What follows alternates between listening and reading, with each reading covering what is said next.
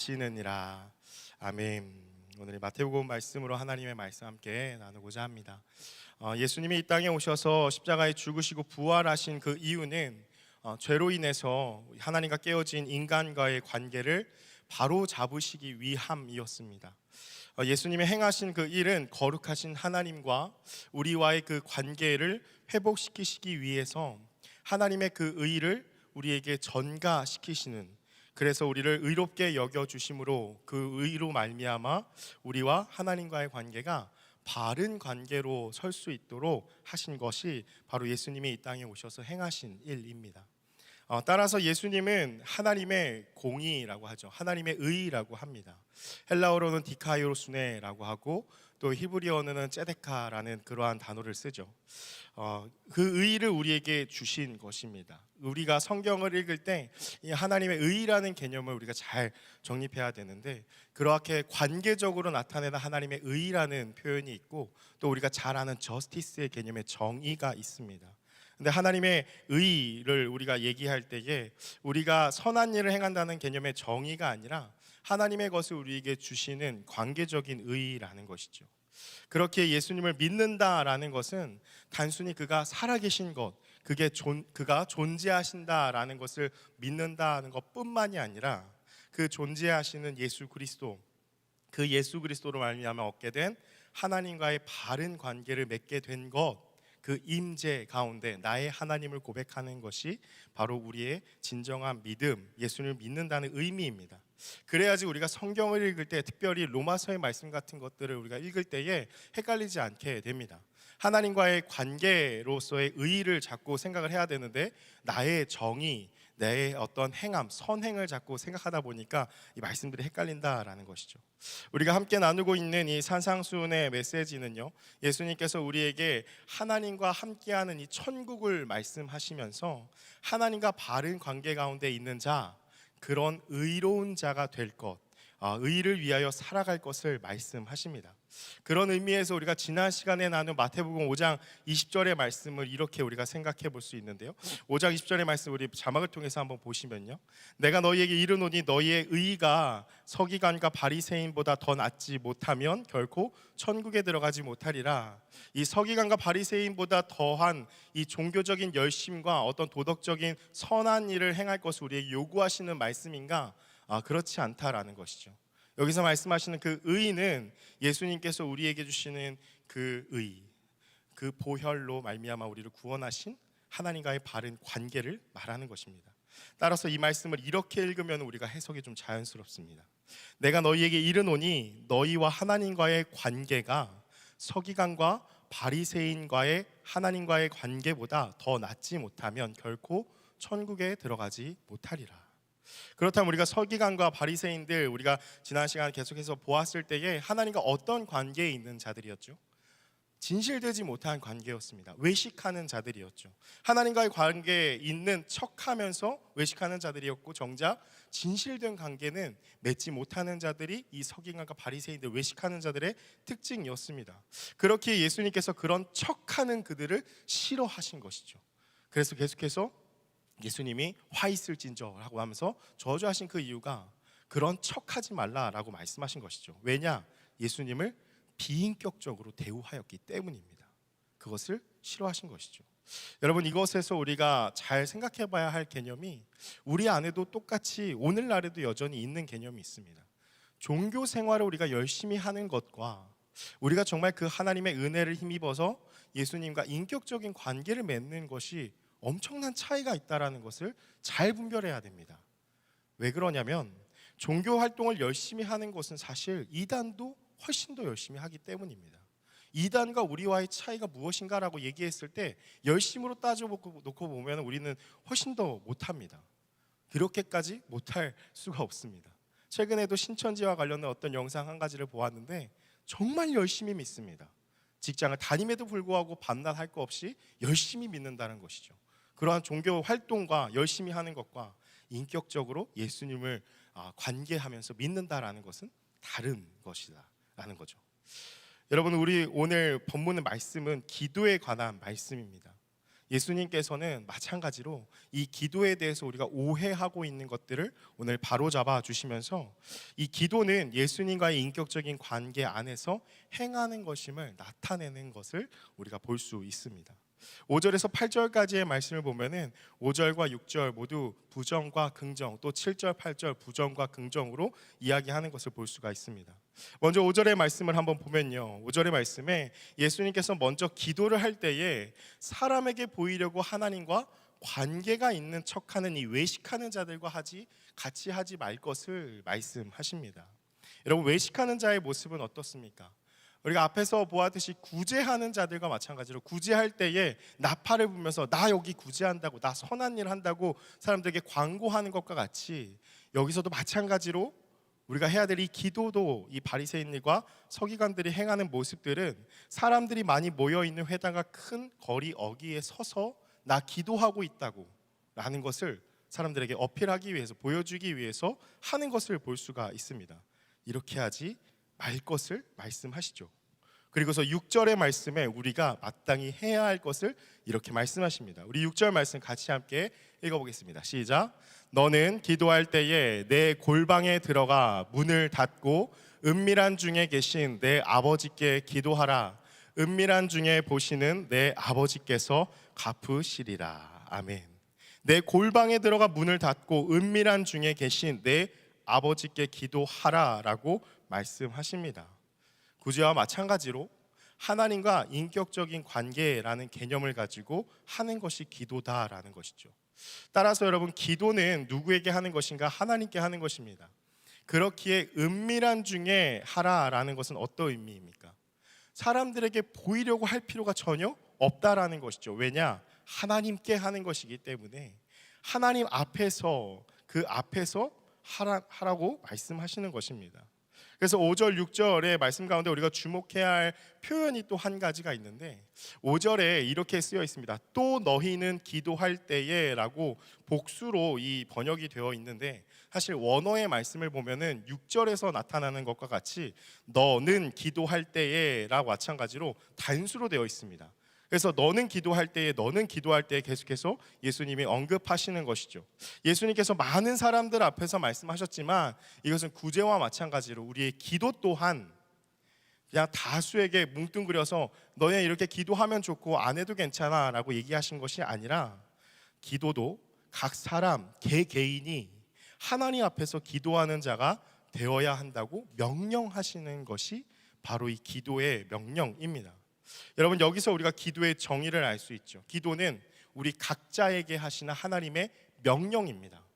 명령은 반드시 행해야 할 일이죠. 그냥 해도 되고 안 해도 되고가 아니라 우리가 해야만 하는 것입니다.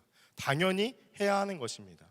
그래서 우리가 기도에 대한 오해를 한 가지 좀 바로 잡아야 하는데요, 기도는요, 내 기분과 상황에 상관없이 하는 것이죠. 내 기분에 따라서, 상황에 따라서 하는 것이 기도가 아니라는 것입니다. 여러분, 우리가 기도라 하면 먼저 떠올리는 것이 무엇입니까? 기도의 개념을 생각해 봤을 때 기도는 하나님과의 만남의 시간, 하나님과 대화라고 합니다. 그렇죠? 여러분, 그렇습니다. 그런데 우리가 이렇게 만남이라는 의미로 친근하게 이 기도에 대해서 생각을 하게 되니까 어떠한 오류에 빠지게 되냐면 이 만남을 쉽게 생각합니다. 마치 가까운 친구와의 약속인 것과 같이, 그냥 내가 약속을 해도 되고 취소해도 되는 것과 같이, 어쩌면은 때로는 이 친구보다도 못하게 내 기분에 따라서, 내 감정에 따라서 행하려고 하는 것이 우리의 기도의 모습이다라는 것이죠. 여러분, 제가 어떠한 교회를 갔었는데요, 그 저녁 예배를 드리기 위해서 갔었는데 기도를 상당히 강조하는 교회였습니다. 예배 시간 이후에도 목사님이 이렇게 인도하셔서 기도 이렇게 쭉 하다가, 개인 기도하다가 그냥 공 예배인데도 불구하고 저녁 예배 끝나고 축도 끝나고 나서 같이 기도하자고 그러면서 기도하고서 그렇게 가는 그러한 교회의 모습이었는데, 목사님이 기도 인도를 하시면서 그렇게 말씀을 하시더라고요. 모든 성도들은 몇 시 몇 분까지 기도하고 그리고서 집으로 돌아가십시오 하면서 기도를 할 것을 되게 강하게 권유하셨습니다. 처음에는 제가 그 멘트를 듣고서 조금 거부 반응이 들었습니다. 왜냐하면 기도는 하나님과의 대화이고 인격적인 관계 안에서 대화를 하는 것인데, 우리가 보통 사람이 사람과 만나서 얘기를 할 때에 몇 시 몇 분까지 딱 정해놓고서 우리가 얘기하고 그러진, 물론 바쁘면 그럴 수 있겠지만은 사실 그냥 자연스럽게 만나서 대화를 하면은 내가 이 사람과 몇 시 몇 분까지 만나서 이렇게 대화를 해야지 라고 딱 정해놓고 하지 않지 않습니까? 그냥 인격적인 관계 속의 대화이기 때문에, 그래서 그런 것을 우리가 생각해 봤을 때 왜 그렇게 하시지? 라는 생각이 들었습니다. 물론 기도의 훈련의 차원에서 강조하시는 것으로 이해를 하였죠. 그런데 이러한 방법에 대해서 옳고 그름을 우리가 떠나서 한번 한 가지 생각이 든 것은요, 어쩌면 우리가 오히려 이렇게까지도 기도하지 않는, 이렇게까지도 우리는 기도를 하지 않는, 강제적으로라도 우리는 기도를 하지 않는, 기도에 대해서 너무나 아니란 생각을 하고 있지는 않은가라는 생각이었습니다. 그렇게까지 해야만이 우리가 기도를 할 수밖에 없는, 기도에 대해서 너무나도 그냥 안일하게 생각하는 그러한 차원에서 그렇게 훈련을 시키신 게 아닌가라는 그러한 이해가 되었습니다. 여러분, 우리가 삶에서 반드시 해야 하는 것은 어떻게 하죠? 우리가 해야 할 것이 있으면요, 그것은 내 기분과 감정과 상관없이 합니다. 왜냐? 해야 하기 때문이죠. 여러분, 예를 들어서 아침에 일어났는데, 아침에 딱 일어나셨어요. 근데 우리의 아침의 컨디션이 늘 똑같습니까? 그렇지 않으시죠? 아침에 딱 일어났는데 오늘은 조금 회사 갈 기분이 아닌데 회사를 가지 말아야겠다 하시는 분 계십니까? 그러지 않죠. 왜냐? 가야 되는 것이기 때문입니다. 마땅히 해야 되는 것이기 때문이죠. 그래서 내 기분과 상황과 상관없이 가는 것입니다. 해야 되는 것이기 때문이죠. 여러분, 기도도 마찬가지입니다. 하나님이 너희는 이렇게 기도하라고 명령하신 것이니 그냥 하는 것입니다. 명령이기 때문이죠. 당연한 것입니다. 그런데 우리가 당연하게 기도하기 힘든 이유는 무엇일까? 우리의 믿음에 대한, 신앙에 대한 잘못된 이해에서 비롯됩니다. 믿음은 여전히 세상에 속한 내가 나에게 주어진 삶의 많은 것들 중에, 많은 것들 있죠. 많은 것들 중에 내가 기도와 비교를 하여서 최우선순위를 하나님이다 라고 하는 것이 믿음이 아닙니다. 언뜻 들으면 이게 맞는 말 같아요. 그렇죠? 많은 것들 중에 제일 우선순위를 하나님께 두는 게 믿음 아닌가? 여러분, 그렇듯하지만 사실 이것은요, 하나님을 나의 일부로 여기는 태도입니다. 많은 것들 중에 그냥 그것이다 라는 거죠. 여러분, 진정한 믿음은 무엇이죠? 존재의 이유가 나에게서부터 하나님에게로 옮겨진 것이, 그것이 믿음이죠. 내가 잘해서 이만큼 살고 내 삶을 내가 다 행하는 줄 알았는데 알고 보니까 그 모든 삶을 이끄신 분이 하나님이셨고 내 삶을 다 하나님께서 행하셨다라는 이 고백을 할 수 있는 것, 그것을 깨닫는 것이 바로 믿음이다라는 거죠. 그렇다면 여러분, 하나님과의 바른 관계가 형성된 내 삶의 존재의 이유는 무엇입니까? 예수밖에 없는 것입니다. 하나님이 없으면 나도 존재할 이유가 없는 것이죠. 많은 것들 중에 하나로서 하나님이 아니라 그냥 하나님이 나의 전부이신 것입니다. 그분이 계시지 않는다면 나는 존재할 이유가 없는 것, 그게 진짜 믿음인 것이지, 많은 것들 중에 내가 양보해서 하나님께 이거를 드렸어요 라는 것이 믿음이 아니라는 것이죠. 그러나 하나님을 내 삶의 많은 것들 중에 일부로 여기는 것, 그냥 여러 가지 많은 동아리와 문화활동, 나의 스케줄 중에 하나로 여기는 것이죠. 근데 진짜 믿음은 하나님을 나의 전부로 여기는 것이 바로, 그것이 진정한 믿음이라는 것입니다. 사랑하는 여러분, 기도는 내 삶의 많은 일들 중에 하나로 시간이 있으면 하고 없으면 안 하는 등의 개념이 아니라 나의 주인이신 하나님을 만나는 시간이기 때문에 그가 명령하신 대로 당연히 마땅히 행해야 할 것이 바로 기도라는 것입니다. 하나님이 내 삶의 전부이시기 때문에 하나님을 만나는 기도가 없으면 우리의 삶이 시작하지 않는 것이죠. 우리의 삶은 기도에서부터 삶이 시작되는 것입니다. 사랑하는 여러분, 오늘 예수님이 명령하시는 이 골방으로 들어오라라는 이 말씀을 우리가 잘 깨달아야 합니다.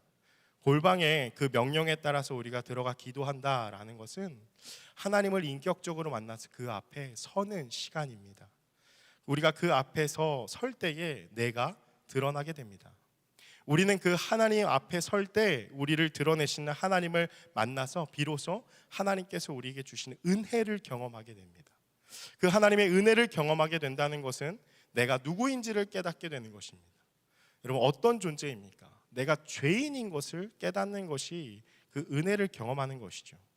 따라서 우리가 진정으로 골방에 들어가서 기도할 때 일어나는 일은 무엇이냐면, 크신 하나님의 존재를 내가 비천한 내가 마주하게 되니까 내 아무것도 아닌 죄인인 나의 존재를 깨달으면서 하나님 앞에 서서 그 골방에서 하는 일은 자기 부인이 일어난다라는 것입니다.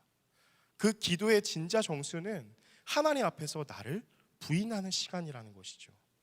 나는 아무것도 아니라는 것을 인정하고 고백하는 것이 자기 부인입니다. 그렇게 골방에서 예수님을 만나고 주님과 인격적으로 교제하게 되는 것입니다. 이것이 바로 기도에 대한 바른 목적, 기도의 바른 모습입니다.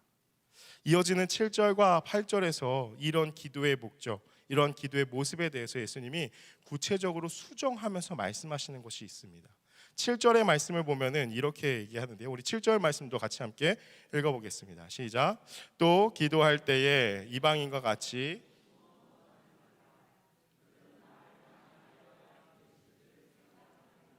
아멘. 기도할 때 이방인과 같이 중언부언하지 말라라고 말씀하시죠. 중언부언하다라는 것은 말을 많이 하다, 생각 없이 말하다. 그냥 생각 없이 말하고 쓸데없는 말을 하는 것이 중언부언하다라는 의미입니다. 이방인들이 이렇게 기도한 이유가 무엇이었죠? 하나님과 진정한 관계가 없이 그들의 목적은 사람에게 보이기 위함이었기 때문에 그냥 큰 거리 여기에 서서 나 기도한다라는 것을 보여주기 위함이었습니다.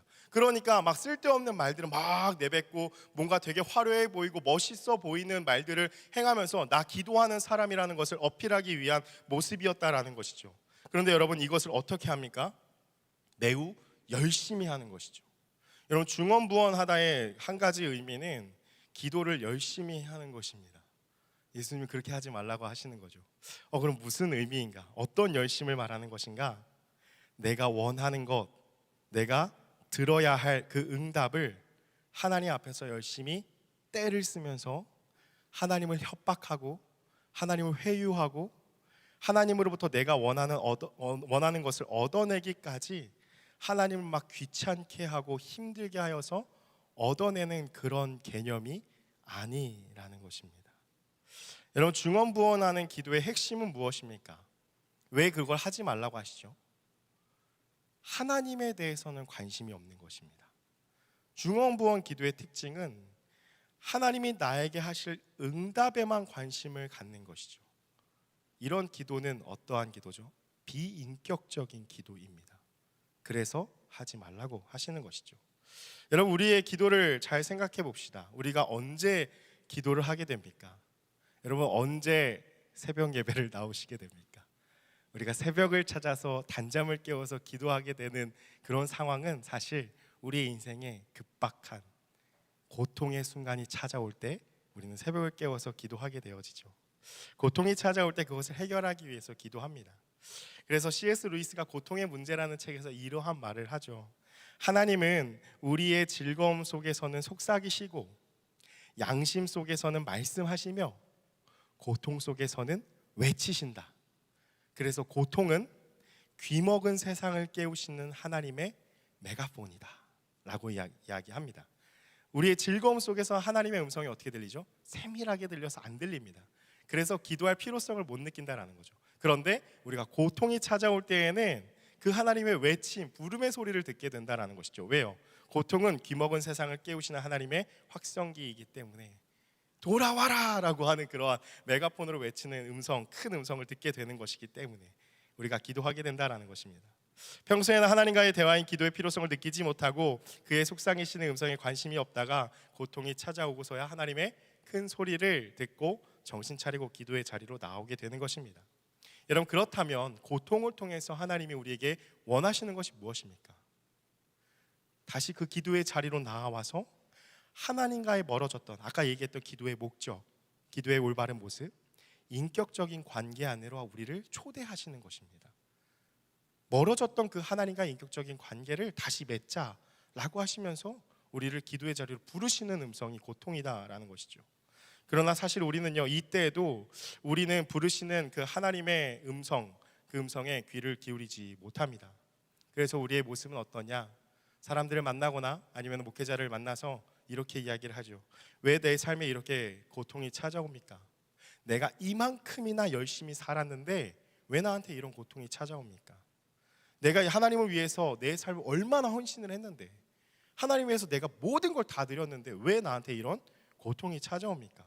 이러한 일들이 왜 나에게 일어나며, 또한 그토록 부르짖는데도 왜 하나님은 내 문제에 응답하시지 않으십니까? 라고 하면서 고통의 원인을 우리는 하나님께 돌리면서 하나님을 못마땅해 합니다. 이러한 마음 한가운데에 있는 마음은 어떠한 마음이냐? 억울함입니다. 내가 이만큼이나 했는데 왜 나한테 이런 결과가 주어집니까? 하는 억울함이 마음에 있는 것이죠. 여러분, 혹은 고통 속에서 하나님 앞에 부르짖으며 열심히 기도도 하고 예배도 드릴 때가 있죠. 그런데 사실 그 기도의 내용을 우리가 잘 살펴본다면 하나님 앞에서 하소연만 하고 있습니다. 그저 하나님 앞에서 나의 억울함, 나의 한을 좀 풀어주시기 원하는 그러한 마음만 있고 정작 하나님은 찾지 않습니다. 잘 생각해 보시면 우리가 고통을 당할 때 기도한다고 하지만 그 기도의 자리에서 하나님 앞에 외치는 기도의 제목들을 보면은 하나님 빨리 나타나셔서 이 고통을 없애주시는 것, 그거에 관심이 있는 것이지 그렇게 나를 부르시는 하나님한테는 관심이 전혀 없습니다. 그냥 빨리 이거를 해결해 주시기를 바란다라는 것이죠. 여러분 기억하십시오. 이것은요, 하나님을 비인격적으로 대하는 모습이고 나의 억울함을 읍소해서 빨리 내 문제를 해결해 주는 그러한 대상으로만 여기는 모습이라는 것입니다. 그렇게 때를 쓰고 기도하여 응답을 받게 된다면 그것은 하나님과 인격적인 관계 안에서 우리에게 주시는 은혜가 되는 것이 아니라 그것은 내 노력으로 인한, 내가 그만큼 열심히 막 새벽을 깨웠잖아요. 내가 열심히 기도했잖아요. 그 노력으로 인한 보상으로 여기게 됩니다. 그래서 내가 하나님께 작정하여서 내 정성을 하나님 앞에 보여드렸더니 하나님께서 그 정성을 기특하게 여기셔서 그 열심에 대한 보상을 해주셨다라는 보상 심리가 반영되는 것이죠. 여러분, 이것은 기도의 행위를 통해 나의 의를 이루려고 하는 것이지 진정한 의미의 기도가 아니라는 것입니다. 그래서 본문 8절을 보면요, 예수님이 뭐라고 말씀하시는가? 우리 8절 말씀도 같이 함께 읽어보겠습니다. 함께 읽겠습니다. 그러므로 그들을 본받지 말라. 구하기 전에 너희에게 있어야 할 것을 하나님 너희 아버지께서 아시느니라. 예수님이 뭐라고 말씀하십니까? 그들을 본받지 말라라고 하십니다. 하나님과 관계없이 보상을 받으려고 하는 그러한 모습들을 본받지 말라라는 것이죠. 그리고 나서 구하기 전에 너희에게 있어야 할 것은 하나님 아버지께서 아신다라고 말씀하시죠. 여러분, 근데 또 이 말씀도 우리가 오해할 수가 있습니다. 그래서 제가 실제로 그렇게 설교하시는 어떤 말씀을 제가 들었어요. 하나님 앞에 기도할 때 자꾸 주시옵소서라고 간구하지 말라고. 왜? 이 말씀을 근거로요. 하나님이 다 아시는데 왜 자꾸 주시옵소서 하고서 간구하냐고. 다 아신다고. 그렇게 하지 말라고 막 하는 얘기를 들었습니다. 그래서 거기서 그건 아닌 것 같은데, 여러분, 자녀가 아버지 앞에 나 이건 거 필요해요 라고 얘기하는 건 당연히 할 수 있는 것입니다. 그래서 우리가 기복과 기복주의를 잘 구분해야 되죠. 기복은 필요합니다. 인간이기 때문이죠. 하나님께서 우리에게 부어주시는 복을 우리가 받아야지 살 수가 있습니다. 그래서 하나님 앞에 복을 구하는 건 당연한 것입니다. 그런데 무엇이 문제죠? 그 복만 구하는 게 문제라는 것이죠. 그래서 여러분, 이 말씀의 핵심은 무엇이냐면 하나님에게는 관심이 없고 하나님을 배제하고 그로부터 얻게 되는 복과 형통, 응답에만 온통 관심을 가지면서 나의 정성과 노력으로 보상을 얻어내려고 하는 외식하는 자들과 같이 비인격적으로 하나님 앞에 기도하지 말라라는 의미가 이 우리에게 필요한 것을 간구하지 말라라는 의미가 아니라 너에게 있어야 할 것을 하나님이 아시니까 하나님 앞에 마땅히 아뢰 것을 잘 아뢰라. 중요한 것은 그 하나님을 붙잡아야 한다는 말씀인 것입니다. 여러분, 우리는 예수님이 그 오병이어 기적 중에 말씀하신 것을 기억해야 합니다. 예수님이 요한복음 6장 26절에서 그 오병이어 기적 후에 이렇게 말씀하십니다. 자막을 통해서 한번 보시면요, 예수께서 대답하여 이르시되 내가 진실로 진실로 너희에게 이르노니 너희가 나를 찾는 것은 표적을 본 까닭이 아니요 떡을 먹고 배부른 까닭이로다라고 말씀하시죠. 무엇에 관심이 있다라는 거죠? 그 표적을 통해서 하나님의 위대하심과 예수님이 어떤 존재인지에 대한 관심이 아니라 그 예수님이 행하신 기적으로 인해서 내가 배부른 것이 중요하다라는 거죠. 그래서 내가 배부른 것에만 관심을 갖는 것입니다. 예수님으로 인해서 지금 이 땅에 내 삶이 형통한 것에만 관심을 갖는 것입니다. 그런데 예수님이 뭐라고 하시는가? 그 뒤에 이어진 말씀 보면은 나는 생명의 떡이라고 말씀하시면서 예수님으로부터 오는 어떠한 것이 아니라 예수님을 얻을 것을 강조하시는 것을 볼 수가 있죠. 따라서 여러분, 기도는 하나님과 인격적인 관계를 맺는 시간이라는 것을 꼭 기억해야 합니다. 그렇다면 우리가 실제적으로 어떻게 하면 우리가 기도할 때 하나님과 인격적인 관계를 맺을 수 있는가? 여러분, 그 비밀은 무엇이냐면 바로 예수님의 이름에 있습니다. 사랑하는 여러분, 기도는 나의 이름으로 하는 것이 아닙니다. 예수 그리스도의 그 이름으로 하는 것이 기도입니다. 우리의 존재가 하나님 앞에 나아가는 건 맞습니다. 이 시간 여러분이 하나님 앞에 찾아오셨죠. 우리 존재가 나아가는 건 맞죠. 그런데 이 시간 나와서 나의 의로움을 하나님 앞에 내세우면서 기도하는 것이 아니라 우리가 기도할 때 예수님의 이름으로 한다라는 거죠. 예수님의 이름으로 기도한다는 의미, 예수님의 이름을 부른다라는 것은 예수님과 인격적인 관계를 갖는 것을 말합니다. 그 이름으로 간구하는 것은 그 이름의 인격, 그 이름의 공로, 그 이름의 존재를 힘입어서 우리가 간구하는 것이죠.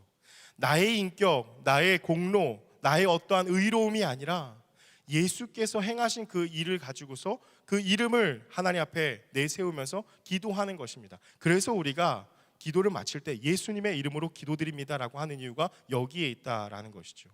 여러분, 예를 들어서 뭐 완전히 부합한 비유는 아니지만 이런 것과 좀 비슷합니다. 여러분이 음식점이나 카페 같은 가게에 친한 사장님이 있다고 한번 생각을 해보십시오. 그 사장님과 두터운 신뢰 관계가 있으면 어떻죠? 외상을 해도 괜찮습니다. 왜냐하면 신뢰 관계가 있기 때문이죠. 그래서 뭐 돈 안 내고 먹어도 뭐 다음에 갚아 이러면서 이렇게 넘어갈 수 있다라는 것이죠. 여러분, 그렇다면 그런 경우도 있지 않습니까? 내가 아는 사람들한테 그 가게를 소개해 줍니다. 그리고서 가서 내 이름 대고서 먹으라고, 내 이름 대고 사라고, 그러면 된다고, 내가 나중에 가서 갚아줄 테니까. 그렇게 했을 때 사장님은 그 일면식도 모르는 어떤 사람들이 왔을 때 그 서비스를 제공해 줍니까? 안 해줍니까? 해줍니다. 왜 그렇습니까? 그 이름 때문입니다. 나와 인격적인 관계를 맺고 있는 그 이름을 내가 알고 내가 믿기 때문에 그것에 힘입어서 해준다라는 것이죠. 여러분, 그런데 아무런 관계가 없는 자들이 그냥 무턱대고 가서 이 앞에 한 번도 가보지 못한 가게에 가서 저 최영빈이라고 하는 사람인데요, 제가 최영빈이라고요, 저 이거 먹고 그냥 갈게요 라고 하면 어떻게 되죠? 고소당할 것입니다. 여러분, 너무나 터무니가 없는 모습인 것이죠. 여러분, 중언부언하는 것, 잘못된 기도는요 마치 이와 같습니다. 하나님 앞에 나의 이름을 들먹이면서 하나님, 나의 공로를 보시지 않았습니까? 나의 노력, 나의 인격으로 기도하는 것이죠. 여러분, 이것은 하나님과 전혀 관계가 없는 자들이 하나님 앞에 가서 이것저것을 요구하면서 열심히 떼를 쓰고 얻어내려는 것과 같은 모습이다라는 것입니다. 여러분, 그러기에 예수님 말씀하시지 않습니까? 7장 말씀 보면은 누구든지 주여 주여 하는 자마다 천국에 들어가지 못한다, 내가 너를 도무지 알지 못한다 라고 하는 말씀이 무엇입니까? 관계가 없으면서 주님의 이름을 외쳤다고 난 너를 알지 못하는데 라고 말씀하시는 것이죠. 사랑하는 여러분, 골방으로 들어갈 때 나의 이름으로 나아가는 것이 아니라 예수님의 이름을 부르고 예수님의 이름을 의지하며 나아갈 때에 이미 사랑으로 충만하신 그 하나님과의 교제 가운데 계신 우리가 예수님 안으로 들어가는 것입니다. 그래서 부족한 죄인인 우리가 그 안으로 들어가서 예수님의 이름을 외치면서 그 이름으로 나아갈 때에 그곳에서 우리가 하나님을 만나 인격적인 사귐을 경험하게 되는 것이죠. 그래서 여러분, 우리는 간절히 예수님의 이름을 불러야 합니다. 사랑하는 여러분, 말씀을 마무리합니다. 여러분, 세상을 살기가 너무도 힘들지 않으십니까? 삶에 많은 문제들이 일어나는데 그것들을 어디서부터 우리가 해결해야 할지 모르고 또 방황하고 또 헤매이면서 어쩔 줄 몰라 하고 있을 때가 있습니다. 그럼 무엇이 문제일까요? 찬송가의 가사 중에 그러한 고백이 있죠. 험악한 세상을 이길 힘이 하늘로부터 임함이로다. 여러분, 그런 세상을 살아갈 수 있는 방법이 있습니다. 삶의 많은 문제들 앞에 내가 어떻게 해야 할지 몰라 방황할 때 어떻게 해야 할지 그 세상을 이기는 방법이 있다라는 것이죠. 그 힘은 하늘로부터 임합니다. 사랑하는 여러분, 기도 시간에 하늘의 문이 열립니다. 기도 시간에 하늘로부터 험악한 세상을 이길 힘이 임하는 것입니다. 우리가 기도의 골방으로 들어가야 하는 그 이유는 우리의 이 방황하게 되는 이런 험난한 세상, 이 험한 세상을 살아가는 방법을 알지 못할 때에 이 세상을 이길 수 있는 힘이 하늘로부터 임하기 때문에 그 골방에 들어가야 그곳에서 놀라운 일들을 경험하게 된다라는 것입니다. 사랑하는 여러분, 골방은 하나님을 만나는 시간입니다. 기도는 삶의 이유와 목적을 예수님에게 두는 그리스도인들이 마땅히 가져야 할 명령입니다. 하나님께서는 기도 시간을 통하여 우리와 인격적인 이 사귐의 관계를 맺기 원하십니다. 기도할 때에 예수님의 이름을 힘입어서 그 골방 안에 우리가 들어가야지 우리에게 부어주시는 그 하나님의 은혜로 이 세상을 살아갈 수 있는 지혜와 힘과 능력을 얻을 수 있습니다. 여러분, 삶이 힘드십니까? 여러분, 버거우십니까? 하나님이 계시는 골방으로 들어갑시다. 그곳에서 우리가 전심으로 하나님을 찾고 주님을 부르짖으며 인격적으로 그 하나님을 만나서 교제하고 그 위로부터 부어주시는 힘과 능력을 얻는 그런 저와 여러분의 삶이 되기를 주님의 이름으로 축복합니다. 우리 이 시간